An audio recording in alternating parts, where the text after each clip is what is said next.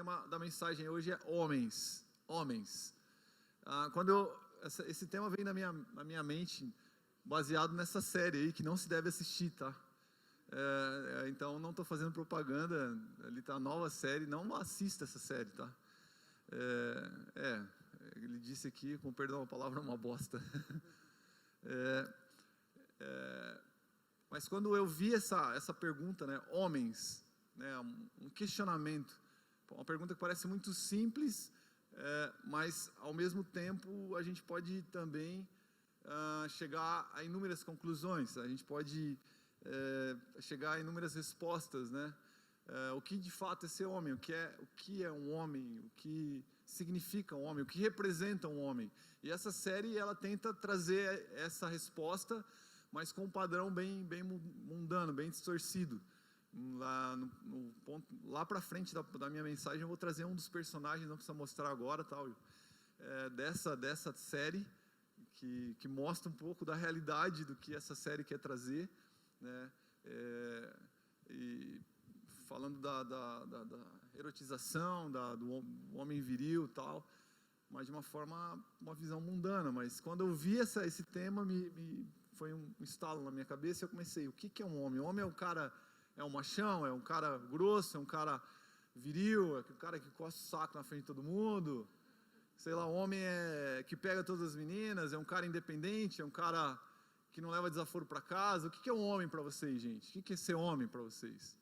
Aí pode passar para outra, isso, pode deixar aí.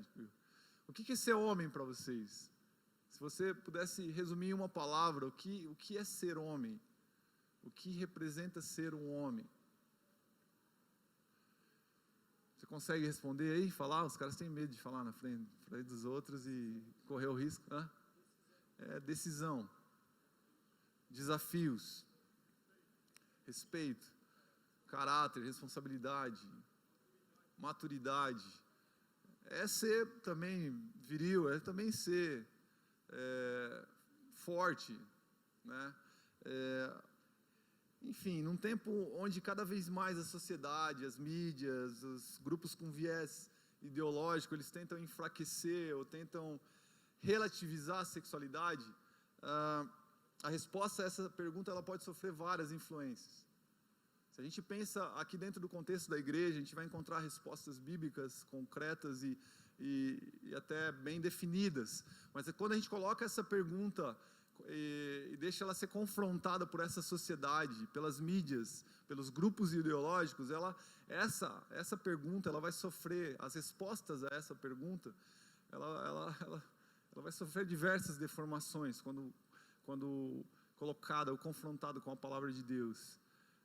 E aí a gente começa a ver num mundo onde a erotização, onde a sexualidade é relativizada, onde você pode ser o que você quer ser, você pode gostar do que você pode gostar, onde já estão catalogados centenas, milhares de gêneros, a gente vai encontrar várias versões deformadas do que é de fato ser homem. A gente vai encontrar não só deformado, mas com peças faltando, de pessoas que acham que talvez estão representando uma hombridade ou que de fato se perderam pelo meio do caminho e já não sabem mais o que são ou o que podem fazer, ou que vivem de forma parcial o que de fato é ser homem, e estão perdidas. A gente vê nessa sociedade. Eu estava lá em São Paulo ano passado, na Rua Augusta. A gente foi ano passado para lá numa missão e eu sempre gosto, quando vou para lá, eu gosto de ir na Rua Augusta com os missionários, levar os jovens. Eu levo uma equipe missionária, a gente vai lá, fomos com 20 alunos do Inters, e eu gosto de levar os alunos lá para eles terem um pouco de choque de realidade, sabe? Sair um pouco desse mundinho aqui, levar para a rua e ver pessoas, conversar com pessoas e ter um pouco desse... ver essas tribos urbanas e ouvir dos missionários as experiências deles, porque os missionários vão fazer evangelismo lá na Rua Augusta, na Baixa Rua Augusta, né, no lugar onde se encontra diversas tribos, e encontrei jovens lá de todos os tipos e formas, e meninos vestidos ou não vestidos, ou assim, várias versões deformadas do que é ou que de fato não é ser homem. Até com um dos grupos que a gente encontrou, a gente estava num lugar com muitos food trucks e entrou um grupo de rapazes assim, mas eles estavam de saia, com o rosto pintado, mas ao mesmo tempo meio masculino, mas não tinha trejeito de um travesti ou de um homossexual, mas estava vestido de mulher. E eu perguntei para os missionários, sempre estão lá conversando com a galera e tal. Eles falaram, esses caras são caras que se vestem como mulher, mas não tem trejeito de mulher, e ao mesmo tempo eles pegam mulheres, mas eles também pegam homens. Mas eles gostam de se vestir de mulher. É uma tribo que tem aqui. Eles, enfim, eles querem ser quem eles querem ser. E de fato, o homem sem Deus, e o homem sem saber o propósito inicial de todas as coisas, ele acaba criando versões fajutas do que é ser um homem. Ele tenta se aproximar, ele tenta produzir algo, mas o que vai sair da mente dele, por ser uma mente corrupta e caída, vão ser versões completamente deturpadas e desajustadas ao modelo cristão. O que eu quero dizer é que quero trazer para você nessa noite o que é ser um homem segundo o modelo de Deus. Qual é o propósito que Deus tem para o homem? A gente sabe que embora o homem tenha caído, ele tenha pecado, Deus resgatou o propósito original de todas as coisas por meio de Cristo Jesus. E Deus tem sim um propósito, Deus tem sim, como disse o Douglas aqui, uma missão para o homem. Deus tem uma missão para você. Eu achei muito legal o que ele falou, que Deus fala, percebe que o homem está só, mas antes dele produzir uma auxiliadora para o homem, ele manda o homem para o Éden e dá para ele uma missão. O homem tem que cuidar de todas as coisas, depois Deus faz uma auxiliadora para ele. Ele não percebe que o homem está só e já dá uma auxiliadora. Não, antes ele dá uma missão ao homem. Porque um homem sem uma missão, foi o que o Douglas falou, achei muito, muito, muito forte.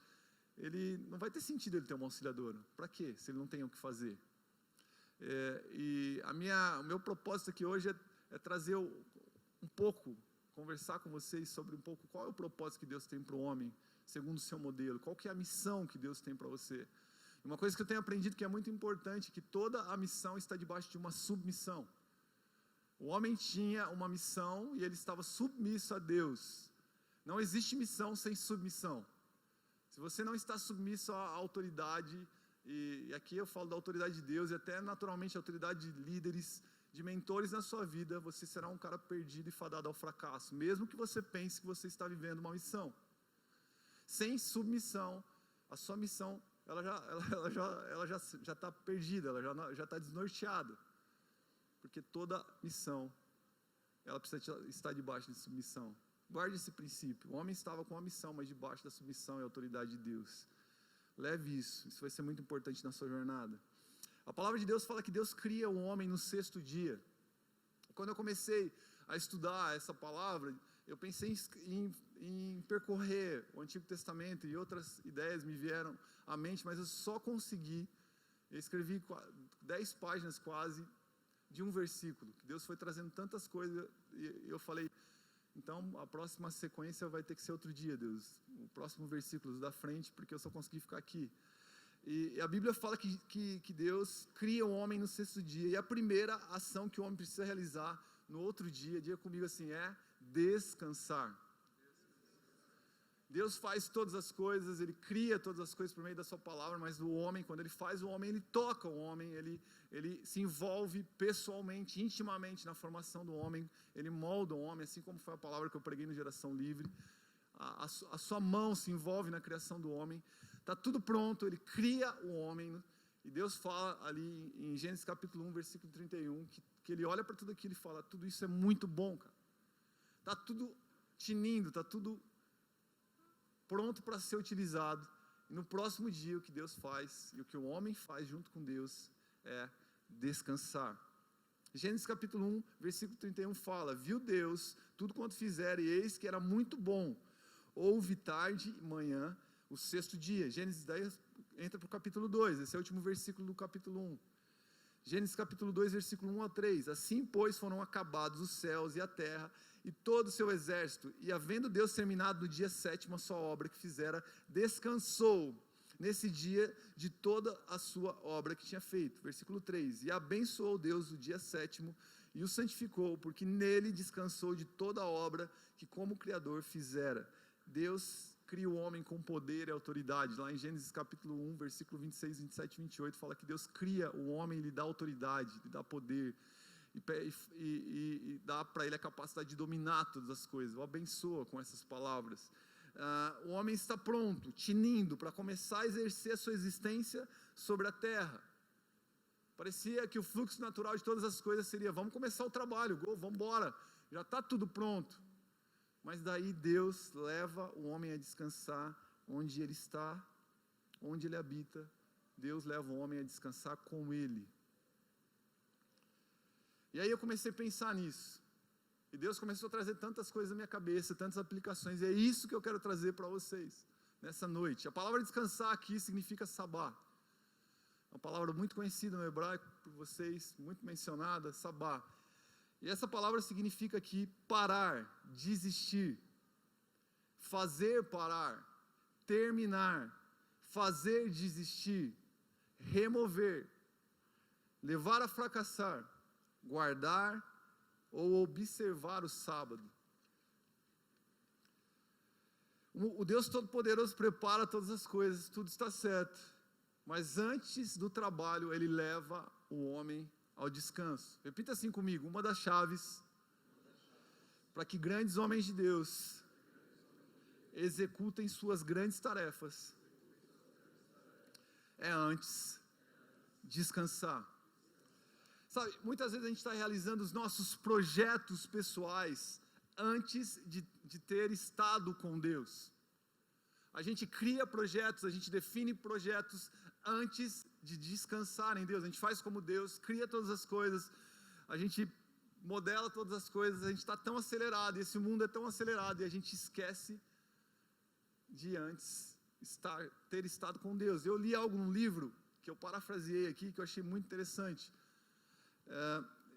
que o pastor diz assim: nós queremos falar e viver Deus diante das pessoas sem antes ter falado e vivido o estado diante de Deus. O que aconteceria, ele faz uma pergunta: o que aconteceria se antes de falar e viver Deus diante dos homens, tivéssemos falado, vivido, estado diante de Deus? Muitas vezes a gente quer falar sobre Deus, a gente quer viver Deus, as pessoas, sem antes ter estado com Deus. E aí vem esse questionamento: o que aconteceria se antes de você tentar ser alguém, antes de você tentar nas suas forças a apresentar uma forma, a mostrar um modelo para as pessoas, se antes você tivesse estado e vivido e falado com Deus, e ouvido do próprio Deus o que Ele gostaria que você fizesse? É mais ou menos assim, quando você, em Jó, acho que Jó fala, antes te conhecia de ouvir falar, mas agora os meus olhos te veem, agora te conheço de contigo andar. Uma coisa é você ouvir sobre Deus, uma coisa é você ouvir pregações, uma coisa é você vir aos cultos, outra coisa é você experimentar pessoalmente Deus na sua vida. Há 2, 3 anos atrás, não vou me lembrar, eu sempre falava que eu queria ir para Moçambique, eu queria ir para a África, melhor dizendo. Um dos meus sonhos era estar na África. Eu falava sobre a África, eu imaginava o que tinha lá na África, eu ficava com o meu coração compadecido quando eu pensava nos africanos, eu sonhava cantar com eles, dançar com eles. Eu amo aquele povo, eu já amava aquele povo, mas eu tinha uma ideia do que era estar na África. Quando eu fui para a África e vivi na pele aquele povo, senti as suas reações, os meus entendimentos, as minhas compreensões sobre aquele povo ganharam uma dimensão completamente diferente, muito maior do que quando eu falava sobre a África. Quando os meus olhos, quando meus pés tocaram, quando minhas mãos tocaram aquele povo, quando eu pude experimentar aquela cultura, eu posso falar para você que foi algo muito mais intenso, muito mais poderoso na minha vida e na minha existência do que quando só eu falava sobre a África. Eu creio que Deus quer levar você a ter uma experiência muito forte com Ele, acima, diferente do que você tem vivido nesses dias. Talvez se você esteja nesses dias vivendo a experiência dos outros, ou você acha que você já viveu coisas poderosas com Deus, mas Deus quer te levar a níveis mais profundos. É sobre isso que eu quero falar com vocês. Sabe, às vezes a gente trabalha, a gente define tudo, depois a gente chega cansado, sobrecarregado e sem foco para descansar diante de Deus, com as coisas já preparadas. Diga assim comigo: o descanso vem antes do trabalho. Isso falando sobre o homem. Óbvio, Deus tinha trabalhado, descansou, mas Ele é Deus. Mas o homem, antes de ir para o trabalho, Deus o leva para o descanso. E descanso aqui tem a ver com 3 palavras que eu quero trazer para vocês nessa noite. E é interessante que, quando a gente pensa na palavra descanso, a gente pensa na palavra espera, a gente sempre pensa numa perspectiva passiva, cansativa, quase que uma perda de tempo. Mas a gente vai entender que quando a gente descansa em Deus, quando a gente espera em Deus, na dinâmica dele, as coisas não estão paradas, elas não estão intactas, elas não estão ali sem movimento. Quando a gente espera em Deus, Ele é tão poderoso que Ele trabalha enquanto a gente está parado. A gente vai entender um pouco sobre isso. Mas eu quero trazer 3 perspectivas da palavra descanso, que representam a palavra descanso, e é significado dessa palavra. Quando você estica ela, estuda um pouco mais sobre essa palavra descanso que aparece ali em Gênesis capítulo 2, versículo de 1 a 3. A palavra descanso, ela tem a ver com parar, guardar e desistir. Diga comigo: parar, guardar e desistir. Parar o que estamos fazendo para ouvir o que Deus deseja que façamos. Essa é a primeira palavra que eu quero, se você está anotando, Deus quer te fazer parar. Parar o que a gente está fazendo para ouvir o que Deus deseja que a gente faça. E eu quero te fazer uma pergunta que parece ser tão simples e tão redundante, mas você já parou aqui para ouvir o que Deus pensa a respeito dos seus projetos profissionais, espirituais, emocionais esse ano? Porque esse é um processo que a gente precisa fazer ano após ano. Isso faz parte do nosso processo, do nosso crescimento e nosso desenvolvimento como crentes. Nós precisamos parar anualmente, nós precisamos parar semanalmente, nós precisamos parar diariamente. Se nós não aprendermos a parar para ouvir aquilo que Deus tem para falar e dizer ao nosso respeito, nós seremos parados por outras circunstâncias piores e talvez terrenas e destrutivas dessa vida. Descansar tem a ver com parar. Eu paro tudo que estou fazendo para ouvir aquele que sabe tudo o que eu devo fazer. Eu paro tudo o que estou fazendo para ouvir aquele que sabe tudo o que eu devo fazer. Porque às vezes o que eu estou fazendo não é o que eu devo fazer. E o que eu devo fazer não é o que eu estou fazendo. Quem sabe todas as coisas, quem é o soberano, a própria sabedoria, é Deus. E quando eu o temo, e temor tem a ver com reverência, tem a ver com respeito, tem a ver com dar ouvido, eu estou iniciando um processo de sabedoria na minha vida, porque o princípio da sabedoria é o temor. Parar num mundo tão acelerado, corrido quanto a gente vive, é tão difícil. A gente vive bombardeado por um monte de informações. A gente está aqui pensando talvez em outras coisas que a gente vai fazer daqui a pouco, pensando na menina que ficou lá em cima, que o cheiro dela está muito mais agradável do que o cheiro que está agora do seu lado. A gente para aqui, mas nossa mente está tão acelerada, tão louca, pensando no que estão postando, o que eu poderia postar no Face, eu querendo olhar o Face, olhando o feed, quanto o Brasil ganhou hoje à tarde, foi 5-0, fica de boa, velho. Foram 5 gols, um do Firmino, um do Everton, outro do Casimiro, outro do Willian. Quem mais fez aqui, ó? Não, foram 5, Até o jogo estava tão fácil que até o Daniel Alves fez gol, gente. E aí o Gabriel Jesus errou pênalti. Falei o jogo inteiro para você, tá? Você não precisa nem se preocupar agora. Parar é um grande desafio, cara. Mas o que a gente está falando aqui, o que eu quero falar para vocês hoje é que parar em Deus tem a ver com um propósito maior do que o propósito deste mundo, que esse mundo tem para te oferecer. A gente está falando sobre parar para um Deus que tem em suas mãos a eternidade. E quando a gente para estar com Ele, a gente caminha parado. Eu gosto muito da canção, eu sempre penso nessa canção do Marcos Almeida, né? Que esperar em Deus é caminhar, né? Quando a gente espera nele, mesmo que o nosso corpo esteja parado, mesmo que os nossos projetos pessoais, Deus, como eu posso parar os meus projetos? Quando você para diante de Deus, quando você se coloca diante dele, você acha que as coisas estão paradas, você acha que você está perdendo tempo, mas no mundo espiritual e diante de Deus, diante dos seus anjos, as coisas já estão acontecendo, as coisas já estão se movimentando, Deus já está trabalhando nos bastidores, porque Ele começa a fazer as coisas onde você não tem a capacidade de enxergar, e aí você descansa nele, e Ele trabalha em favor de você, porque você depende dele, e essa é uma chave. Eu creio que Deus quer parar alguns homens que estão aqui nessa noite. Sabe, essa palavra é muito espiritual mesmo. Ela vai ser espiritual.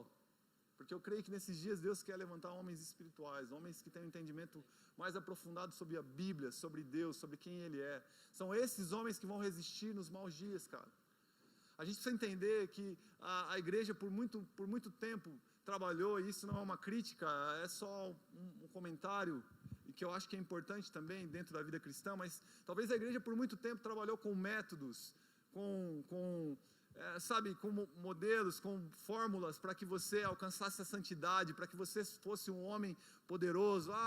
Tudo isso é interessante, é bom, pode ser útil na vida cristã, mas nós precisamos entender que esses são dias que nós precisamos, diante de Deus, descobrir que nós somos o método de Deus sobre a terra. Nós não precisamos de métodos ou de tabuadas da vida, sabe? Prontinhas ali, ou coisas, faça assim, 21 dias, tudo isso é bom, cara. Mas antes disso, você precisa entender que o método de Deus sobre a terra é a sua vida. Você é o método de Deus para mudar a realidade onde você está. Você não precisa buscar um método, um modelo, o que o Renan faz, tudo isso é importante, é legal, mas antes você precisa entender que você é um método de Deus. E como que você vai entender que você é um método dele, que você é alguém que pode ser usado para influenciar as pessoas que estão ao seu redor? Parando para ouvir, dando ouvidos para ele. Alguns homens precisam parar aqui para não sofrerem desilusões amorosas. Talvez você está tão ansioso para encontrar alguém, para estar com alguém, e acaba se envolvendo de maneira precipitada com alguém. Coloca essa pessoa acima de Deus, dos princípios bíblicos, sabe? Acima daquilo que Deus já disse para você. Aliás, você nem para ouvir se realmente é para você iniciar isso. A gente ouviu ali agora à tarde, orar para encontrar e não encontrar para orar. Eu estou orando, eu estou buscando Deus em todas as áreas da minha vida, e as coisas vão culminar para que eu encontre alguém que Deus vai me conduzir, enfim. Eu não vivo por um objetivo único, simplesmente preciso encontrar alguém desesperadamente. Esse já é um modelo para que você fracasse na sua vida romântica, é viver desesperado, velho. Um cara desesperado, ele deixa isso transparecer nas suas atitudes, nas suas palavras, e muitas vezes se passa até por ridículo, mano. Fica feio. Mostra um desequilíbrio. E tudo que é desequilibrado, tudo que é desesperado, a não ser nossa busca por Deus, deforma a nossa capacidade de pensar e de agir com inteligência e sabedoria. Para não serem parados. Até mesmo por doenças físicas na sua vida, doenças emocionais. Alguns aqui precisam cuidar da sua alimentação, cara. Você está pensando em encontrar alguém, já está lá pensando, mas você é um cara que não se cuida, você é um cara que... E quando eu falo de se cuidar no físico, eu não estou falando só para namorar alguém, tá ligado? Estou falando para a sua vida, cara. Hoje você é jovem, você é novo. A gente tem, graças a Deus, essa cultura tem mudado no nosso mundo no geral, né? Mas de se alimentar bem, de cuidar bem de você. Hoje eu dou aula lá para os alunos de educação física, lá no ensino fundamental. Cara, a galera tá morta, tá cozida, velho. Nossa, tinha que ir quase andando de andador, velho. Tinha que ir de cadeira de roda para educação física, tá ligado? Eles chegam na aula lá morrendo. Eu falo, nossa, você morreu hoje, você acabou de ressuscitar, minha filha. E aí eu falo, ó, façam, ó, vocês estão fazendo aqui, ó, tá disponível para você. Ah, eu tô cansado, eu tô morto, não sei o que. Eu falei, então tá bom, espera quando você estiver 25, 27, não é fazendo propaganda aqui contra os meus companheiros de profissão, mas então espera quando você tiver, eu falo para as alunas lá, né, de 12, 13, 14 anos, espera então quando você tiver 27, 25 anos, paga R$500 para um personal para você caminhar lá no lago lá. De boa. Que é isso que vai acontecer. Não espere que algumas coisas aconteçam na sua vida, falando no seu físico, para que você pare. Eu escutei uma nutricionista falando para um rapaz, né? Ah, não consigo parar, não tenho tempo, é correria para fazer exercício, tal. Falou, você pode ter a opção de parar hoje 3 vezes por semana, 1 hora por dia, para ir para uma academia, ou para caminhar no lago, não sei o quê. Ou você pode parar para ir tratar o seu diabetes, o seu câncer lá, fazer uma químio, doenças por má qualidade de vida. E aí você vai ser obrigado a parar. É uma escolha, são escolhas que nós fazemos. Parar para que você, cara, não deixe que as desilusões te construam, sabe? Tem caras que colocam toda a sua fé, toda a sua esperança em estar com uma pessoa. E as coisas não acontecem, e aí você vai para um buraco emocional, depressão, doenças emocionais. Eu tenho atendido vários jovens confusos na sua identidade, porque de fato projetam toda a sua esperança em alguém, em alguma situação, não só uma mulher, mas numa profissão, num trabalho, num resultado de vida. E quando aquilo não dá certo, tudo se desmorona. Deus quer te parar, cara, para te mostrar que nele você pode todas as coisas. Nele você pode. Você precisa parar para cuidar das suas emoções diante de Deus, diante de bons conselheiros. Porque senão você vai ser parado talvez por uma doença, por algo que vai te levar de uma forma mais drástica a parar. Pare com o teu coração, mesmo que sofrendo, mas diante daquele que pode te trazer uma paz que excede todo entendimento agora. Não espere que as coisas se agravem. Alguns precisam entender aqui que parar para estar com Deus não é um benefício para a nossa alma, mas é uma questão de vida ou morte, mano. Você precisa entender que parar para estar com Deus não é, vai ser bom, tem que parar porque vai ser bom para mim, é mais uma coisa, mais uma atividade da minha vida cotidiana. Não, parar para estar com Deus é questão de vida ou morte, mano. Ou você decide parar para estar com Ele, ou você vai estar indo para um caminho de morte, cara. Pesado isso aí, pastor. Não, é baseado no que a Bíblia diz, porque a Bíblia fala que Jesus Cristo é o caminho, a verdade e a vida, cara. Não tem outro lugar para você encontrar vida plena, completa, se não for diante de Jesus. Deus está chamando talvez alguns aqui para fechar para a balança, para fazer parar. Um dos significados da palavra descansar é fazer parar. Isso tem a ver com ser intencional. Você precisa fazer esse momento. Você precisa pegar a tua palavra e ler a Bíblia, se relacionar com ela. Você precisa vir aqui na sala de oração. Quem faz isso é você. Jesus não vai te pegar no colo ou vai te arrastar aqui para a igreja. Você precisa fazer parar. Você precisa tomar uma decisão. Isso vai repercutir de uma forma intensa e poderosa na tua vida, cara. Como você nunca antes experimentou. Descansar também, cara, tem a ver com guardar. Diga comigo, guardar. Segundo o significado dessa palavra ali nesse contexto de Gênesis capítulo 2, descansar é guardar. E guardar ali significa vigiar para defender, proteger, preservar. Mateus capítulo 26, versículo 41 fala: vigiem e orem para que não caiam em tentação. O espírito está pronto, mas a carne é fraca. Diga comigo, a carne, ela é fraca. Você sabia que nós somos fracos, cara. Você pode estar sentado aqui agora, mas se você não estiver vigiando, se você não tiver com o teu coração conectado com tudo aquilo que está sendo falado, você pode estar tendo pensamentos eróticos aqui mesmo dentro da igreja agora. Porque tua carne é fraca, velho. Você pode sair ali fora acabar de sair da igreja e se envolver sexualmente com alguém, ou na sua mente, somente viajar por vários lugares. Porque constantemente nós precisamos vigiar. E a palavra vigiar, a gente precisa guardar a nossa mente. E a palavra guardar é vigiar para defender. Quando você vigia com o objetivo de defender algo que você tem dentro do seu coração e que você considera precioso, valoroso. Você não vigia algo que não te tem valor. Então, quando você sai da casa de Deus, quando você vai viver a tua vida e você para de orar, você para de adotar uma postura de contemplação ao teu Criador, a Jesus, você está dizendo com as suas atitudes de que Ele não é importante para você, de que as palavras que Ele lançou no teu coração no culto, na célula, quando você leu a Bíblia, já não tem sentido, porque você não defende aquilo, você não luta por aquilo.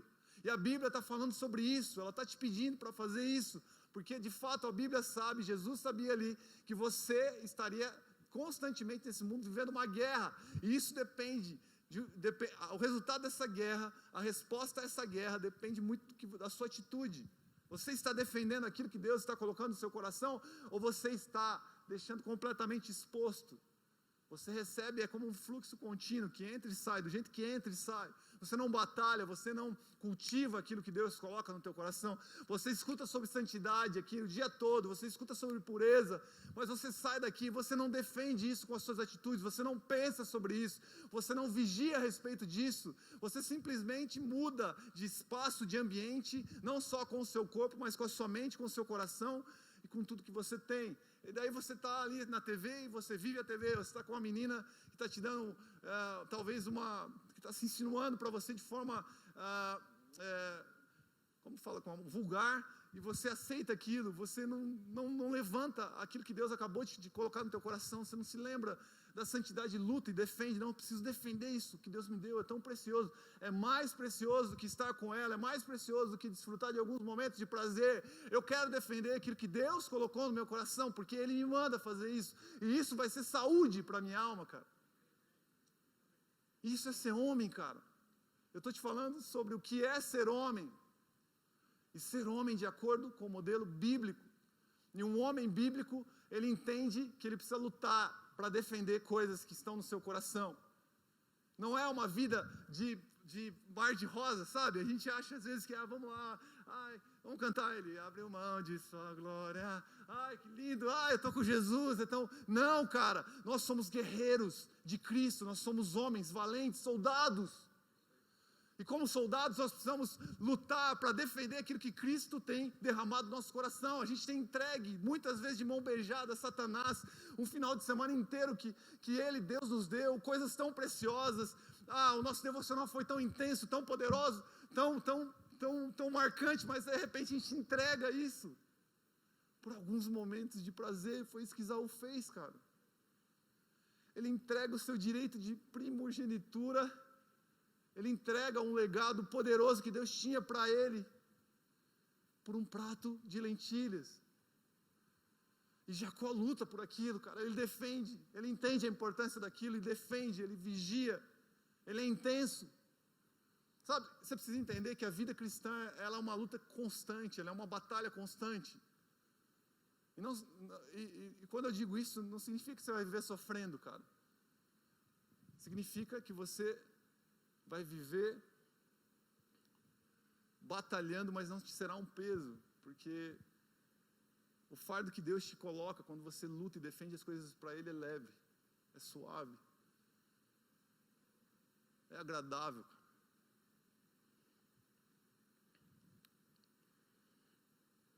Vigiar para te proteger de sua própria carne, porque caímos, porque deixamos levar para os desejos fúteis, porque não descansamos em Deus, porque não guardamos a nossa vida em Deus.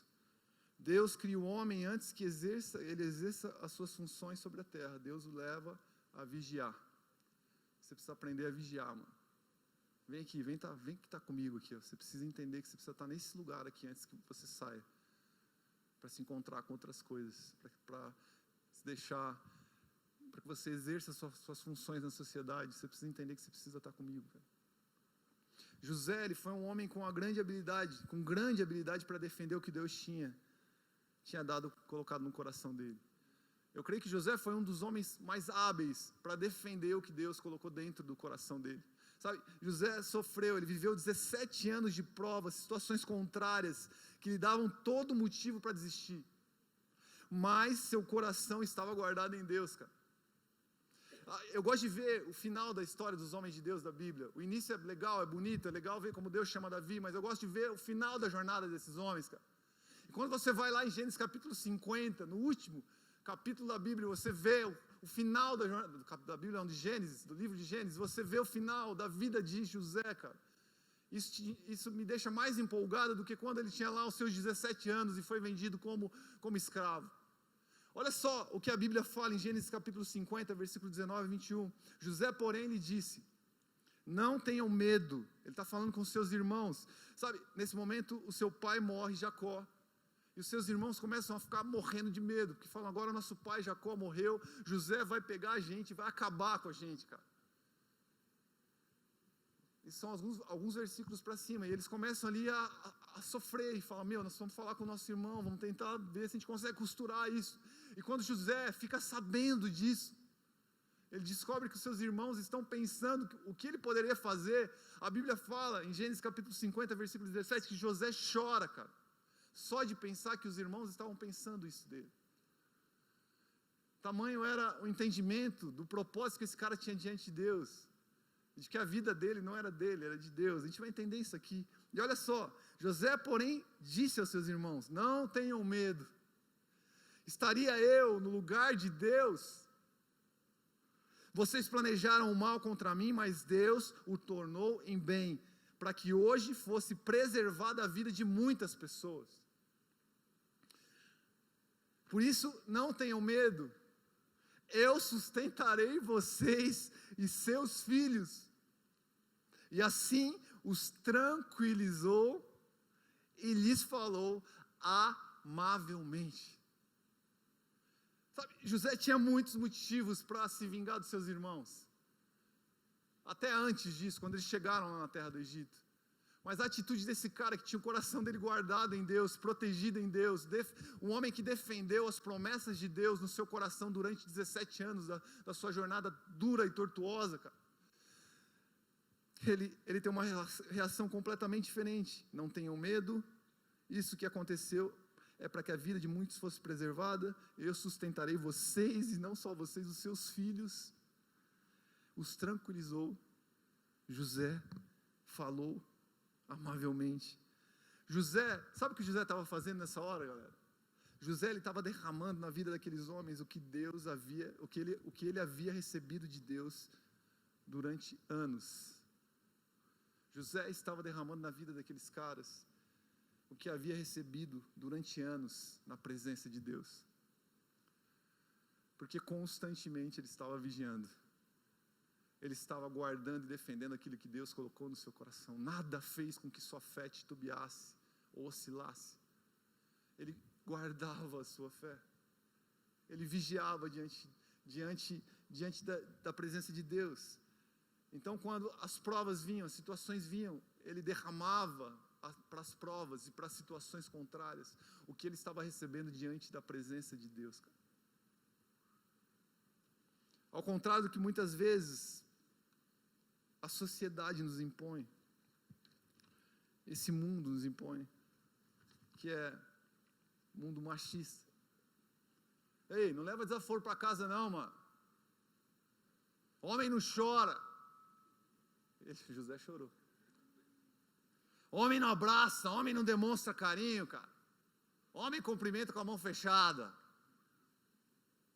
Dá murro no peito. Coça o saco e cheira. Esse é macho. Eu tinha um amigo que fazia isso, coçava o saco e a virilha e cheirava. Isso aqui é ser homem. Homem não chora. Homem não abraça.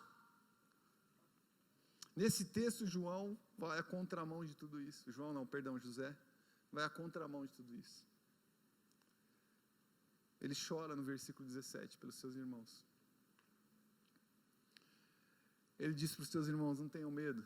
Ele anima os seus irmãos. Ele encoraja os seus irmãos. Ele traz proteção para os seus irmãos. Ele fala, eu sei que tudo isso aconteceu para que muitas pessoas fossem protegidas e cuidadas, pelo amor de Deus. Ele se transforma numa plataforma de provisão para aqueles homens. Porque ele fala assim, eu vou sustentar não só vocês, mas os seus filhos. Ele é um pacificador. Ele tranquiliza seus irmãos. E ele é amor na vida daqueles caras. Ele fala de forma amável. Porque ele estava derramando tudo que Deus já tinha derramado na vida dele durante anos, na presença de Deus. Sabe, quando você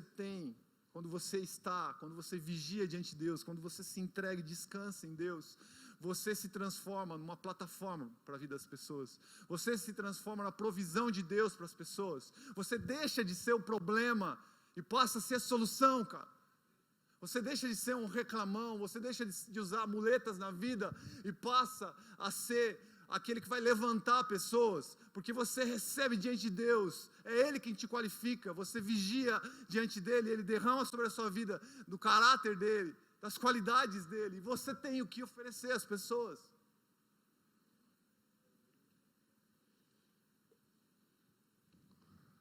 Meu irmão, para de ser pedra de tropeço na vida das pessoas. Para de ser pedra de tropeço na vida das irmãs. Deixa Deus te usar como uma plataforma, como provisão na vida das pessoas, cara.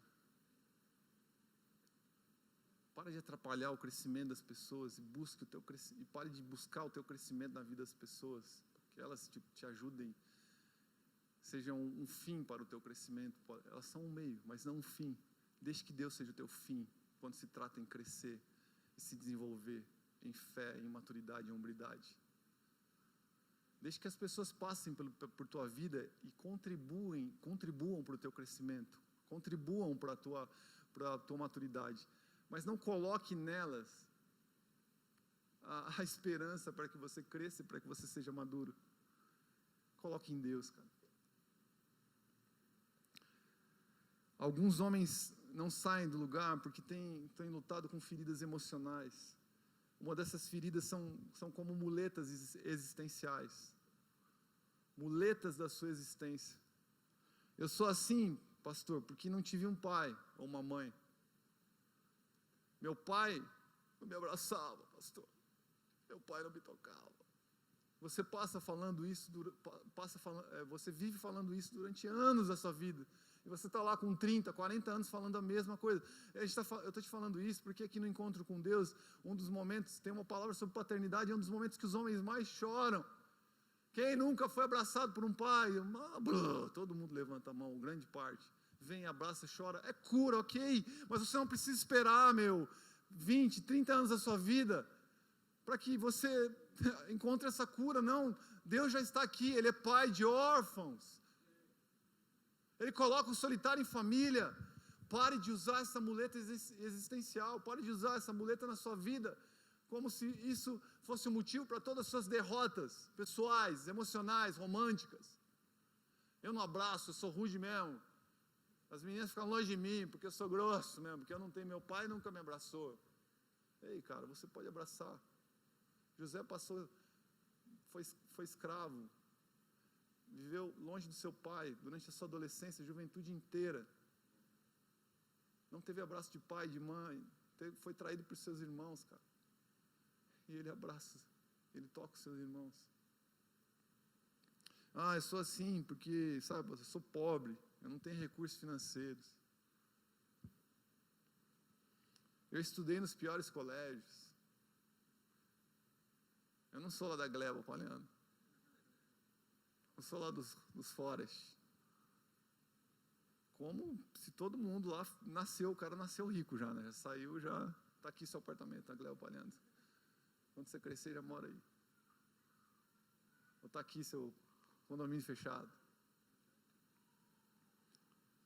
Convivi com as piores pessoas, pastor. Você não sabe onde eu vivi. Vivi no Parigô de Souza. Eu estou falando que eu morei lá, vivi muitos anos. Está lá o meu companheiro de Parigô aqui, ó. Quem mais é do Parigô aqui? Tem mais alguém do Parigô aqui? É nós, né, mano? Rua Santo Magrini, Avenida Santo Magrini, conhece lá? Avenida Santo Magrini? Não conhece Parigô então, mano. Quem não conhece a Santo Magrini, lá, corta de ponta a ponta Parigô 1, não é não? Jogar bola na 90 graus assim, ó, só para homem, filho. Quem que joga bola na subida? Só macho. Joguei durante a parte da minha adolescência ali, ó. Quem pegava o campo de cima estava no lucro. Só está para baixo. Pastor, eu não tive as oportunidades do fulano, que fulano teve. Aquilo lá nasceu o berço de ouro. Aquilo ali é um pera com leite, Yakult. Mamãe comprava Yakult todo dia, passava na rua. Ela é criado com a avó. Só no pãozinho com requeijão, só no pãozinho com Nutella, ovo maltine.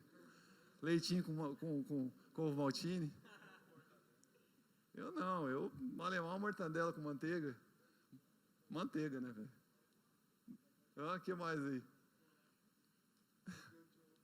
Bolacha de anteontem. Cara, a gente se apega a essas muletas da vida e isso acaba nos destruindo. Eu quero te falar que, tá aqui o meu exemplo de muitos outros jovens que estão aqui, sem pai, sem mãe, e estão vencendo na vida, estão lutando, porque quem te define são coisas mais profundas e maiores. Eu quero falar sobre isso, não quero passar aqui. José foi vendido como escravo aos 17 anos, sofreu boa parte da sua vida como escravo, preso, injustiçado, enganado, esquecido. José estava em desvantagem quando colocado ao lado de muitos outros homens. Ele estava em desvantagem. Talvez você olhe para a tua vida hoje e você fale, eu estou em desvantagem. Tá falando aqui um cara aqui na frente que por muito tempo viveu em desvantagem. Nasceu num berço onde estava em desvantagem. Naturalmente falando. Não estudei nos melhores colégios, não tive recursos financeiros. Tive sim meu pai e minha mãe que foram presentes na minha vida. Talvez você não tenha tido esse privilégio, mas, cara, uma coisa que José decidiu fazer, ele decidiu descansar e guardar o coração dele em Deus. O que eu quero te falar, o que te qualifica como homem não são teus recursos financeiros, o ambiente cultural que você está inserido e o quanto de oportunidade você tem. Repete uma frase comigo. Mas o que me qualifica é se eu decidir ou não colocar o meu coração bem guardado nas mãos de Deus. José, ele escolheu não deixar ser dominado por seus sentimentos. Quando os irmãos dele pensam o que ele poderia falar, o que ele poderia fazer, sabe qual é a frase dele? Estaria eu no lugar de Deus? Eu não posso estar no lugar de Deus, cara. Eu não sou Deus, eu não posso estar no lugar desse homem, porque eu sei quem Ele é, e Ele já me disse quem eu sou.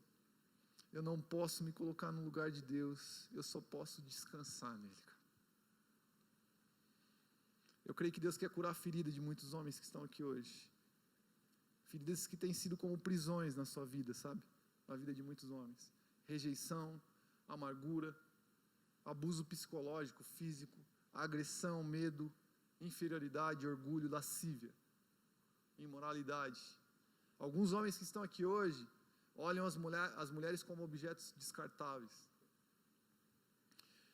Normalmente esses homens pensam com uma única cabeça, que leva o nome de glande. Eu trouxe aqui, ó, o personagem lá.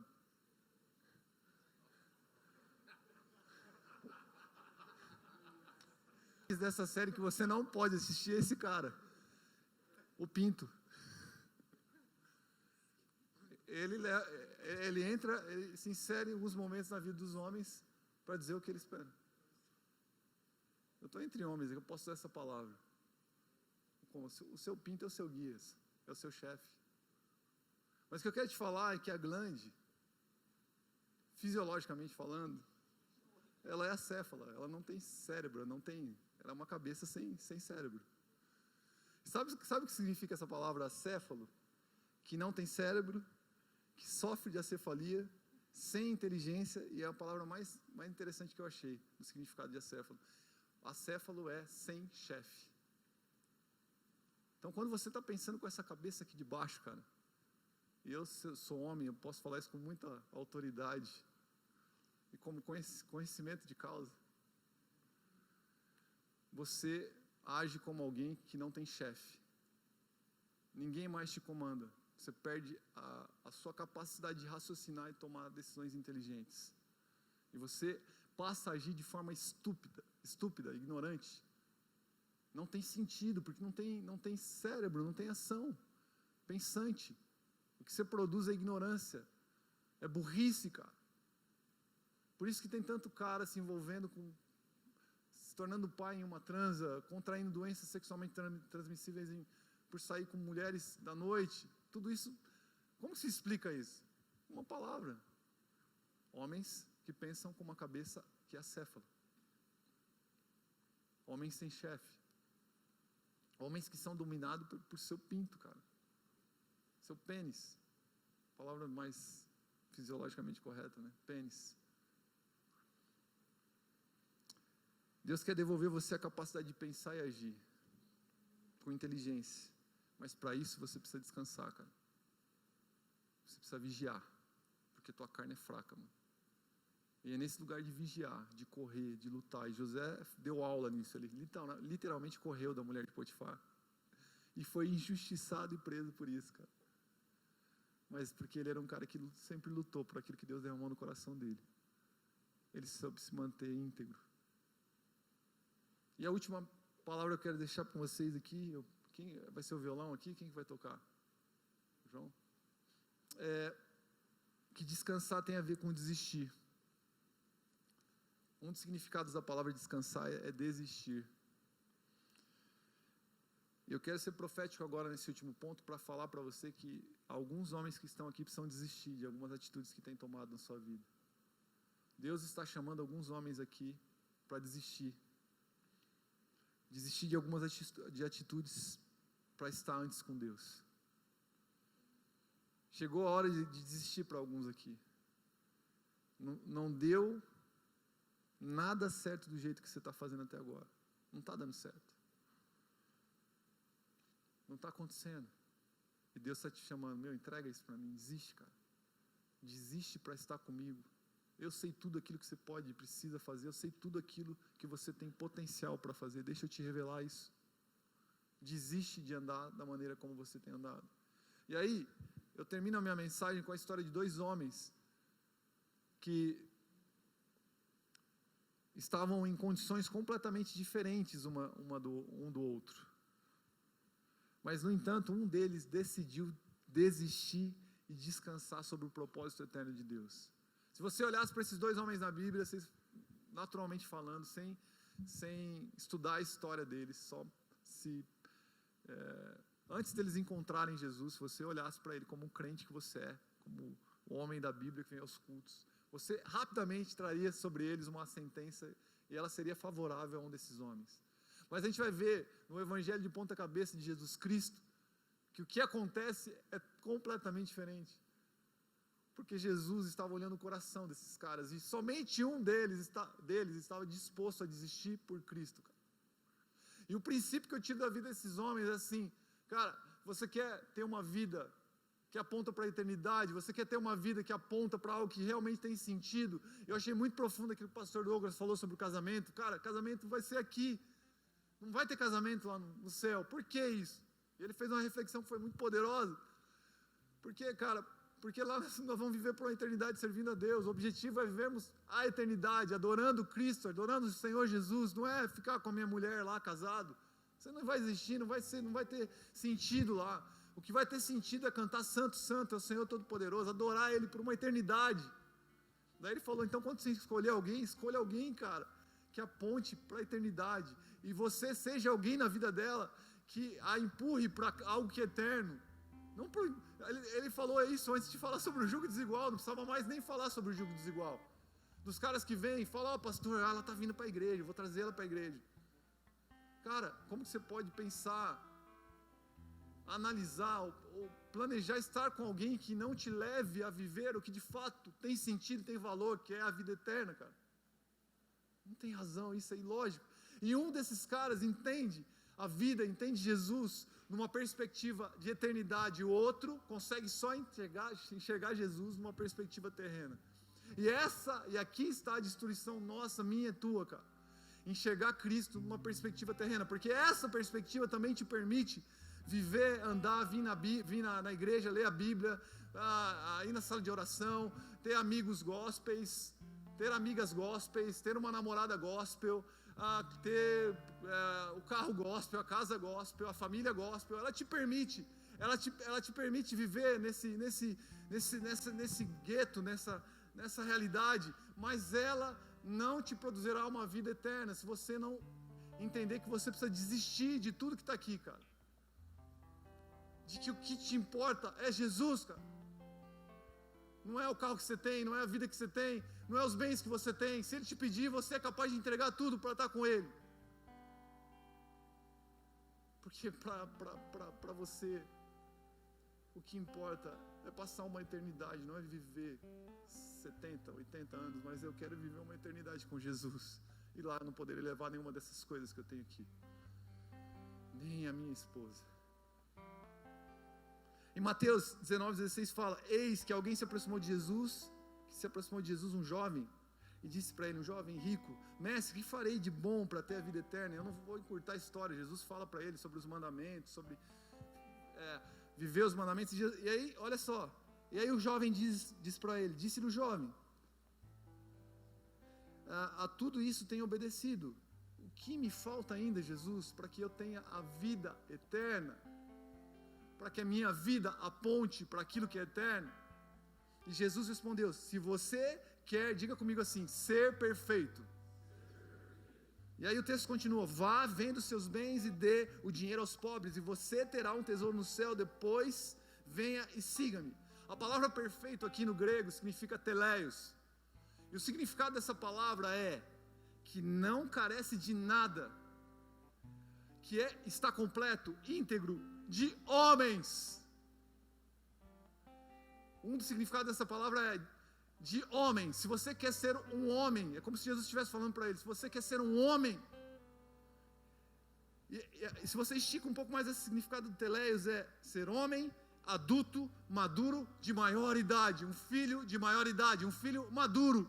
O que Jesus estava falando para ele: você é um menino, você é um jovem rico, mas se você quer ser de fato um homem maduro, completo, se você quer ser um homem de verdade, se você quer subir um novo estágio e sair dessa versão menininho que você tem aí, com a sua Bíblia no braço, porque ele era um cara que vivia todos os preceitos bíblicos, se você quer sair da escola dominical, se você quer ser agora o mestre da escola dominical, se você quer ensinar as pessoas, se você quer que a sua vida aponte para algo que é eterno, deixa eu te falar o que você tem que fazer, cara.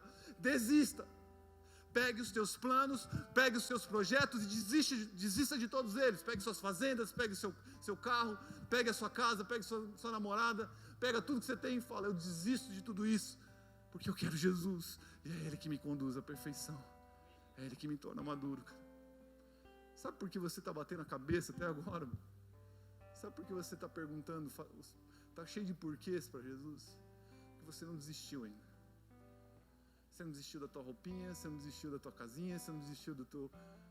Quando eu falo, não estou dizendo que você vai abandonar isso, literalmente: vou sair, não vou mais para a faculdade, vou só vir aqui na igreja orar. Não, cara. É fazer da sua faculdade um instrumento poderoso que estabeleça o reino de Deus sobre a cidade de Londrina. Então, se eu sou um advogado, eu vou ser um advogado íntegro, puro. Se eu sou um aluno, onde um curso só tem mulherada que fica assim sonhando psicologia, né? Eu vou ser puro, eu vou manter meu padrão. Tem mais mulher que homem, às vezes você está lá assim, está difícil, pastor. Se você é um personal trainer, está difícil o ambiente, eu vou estabelecer o reino de Deus naquele lugar. Eu não vou olhar para as mulheres, não vai ter conversas insinuosas, não vai ter conversas com segundas intenções. Eu vou defender aquilo que Deus tem me dado, cara, porque é tão precioso, é tão difícil. Eu conquistei isso, eu não vou entregar de mão beijada, porque eu sou um filho maduro. Se você quer ser um filho maduro, cara, olha o que Jesus está te falando: venda os seus bens e dê o dinheiro aos pobres, e você terá um tesouro no céu. E me segue, velho. Mateus capítulo 19, 22, ouvindo isso, o jovem se afastou, triste, porque tinha muitas riquezas, muitos bens.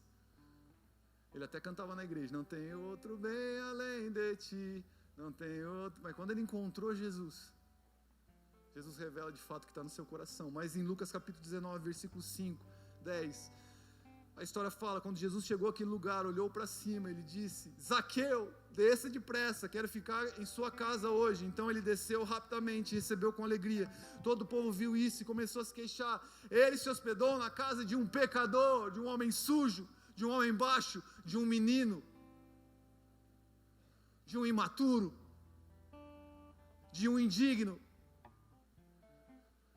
Mas Zaqueu levantou-se e disse ao Senhor, olha, Senhor, estou dando a metade dos meus bens aos pobres, e se de alguém extorquir alguma coisa, devolverei 4 vezes mais. Jesus lhe disse, Zaqueu, hoje houve salvação nessa casa, porque este homem,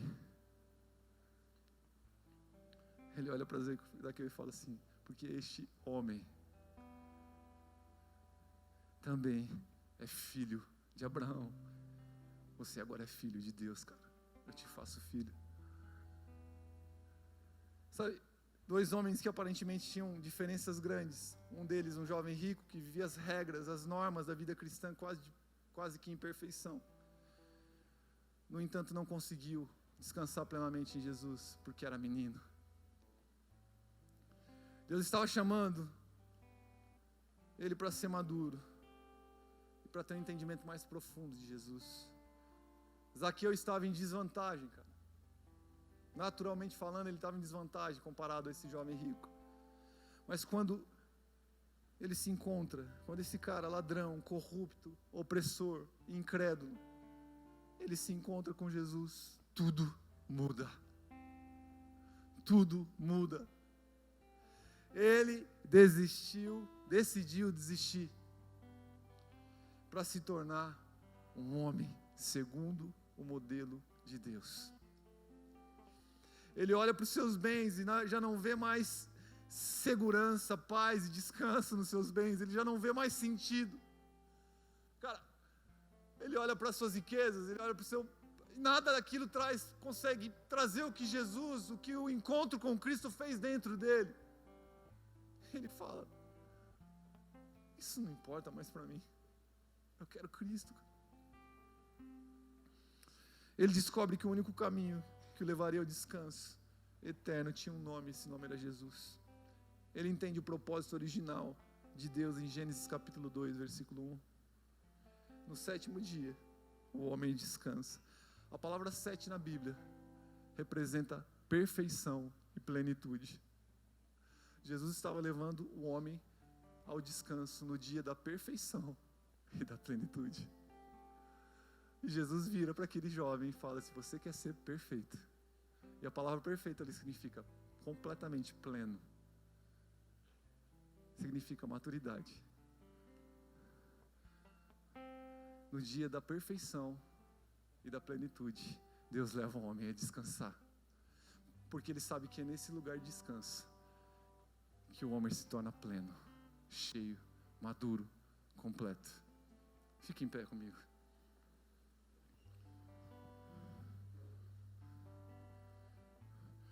Deus está levantando homens aqui nesses dias, cara. Deus está levantando homens aqui nesses dias, com um entendimento mais esticado, mais maduro sobre o que de fato é exercer a hombridade sobre a terra. Nós trabalhamos 3 pontos. Ao descansar em Deus, nós paramos para ouvi-lo. Ao descansar em Deus, nós guardamos tudo que Ele tem nos dado, a gente vigia. E ao descansar em Deus, a gente desiste de lutar com as nossas próprias forças, para depender exclusivamente dEle. Porque descanso tem a ver com parar, guardar e desistir, para que de fato ser um homem de Deus, um homem que Deus planejou desde a criação, cara. Eu não sei o que você precisa fazer nesses dias, cara, mas Deus quer te fazer um homem perfeito. Se você quer ser perfeito, Se você quer ser maduro, homem, completo, entrega tudo, desista. Descanse. Alguns homens precisam entender sobre isso. Nós somos, antes de apresentar os nossos planos diante de Deus, buscar os planos que Ele já tem para nós. Feche os teus olhos, a gente vai cantar essa canção. Deixa o Espírito Santo ir ministrando no teu coração aí.